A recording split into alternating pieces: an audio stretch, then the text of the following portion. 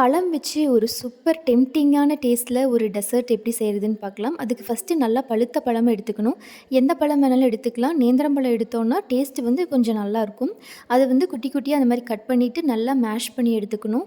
ஒரு பேனில் கொஞ்சமாக நெய் போட்டுட்டு நம்மளோட ஃபேவரட் நட்ஸ் எல்லாமே போட்டு ரோஸ்ட் பண்ணி எடுத்துக்கலாம். அதே பேனில் வந்து நம்ம மேஷ் பண்ணி வச்சுருக்கிற பழத்தையும் போட்டு நல்லா மிக்ஸ் பண்ணிவிட்டு 1 கப் வெல்லம் இல்லாட்டி நாட்டு சக்கரை போட்டுட்டு நல்லா மிக்ஸ் பண்ணிக்கலாம். அது கூட நல்லா ரோஸ்ட் பண்ணி வச்சிருக்கிற ஓட்ஸையும் போட்டுட்டு நல்லா மிக்ஸ் பண்ணிகிட்டே இருந்தால் இந்த மாதிரி வந்து நல்லா திக்காயிரும். அதுக்கப்புறம் இன்னொரு பவுலுக்கு மாற்றிட்டு நம்ம ரோஸ்ட் பண்ணி வச்சிருக்கிற நட்ஸ் எல்லாமே உள்ளே ஆட் பண்ணி நல்லா மிக்ஸ் பண்ணிக்கலாம். நல்லா சூடு ஆறுனதுக்கப்புறமா நம்மளுக்கு எந்த சைஸில் வேணுமோ அந்த சைஸில் வந்து இந்த மாதிரி நல்லா பால் மாதிரி ரவுண்ட் ஷேப் பண்ணிக்கலாம்.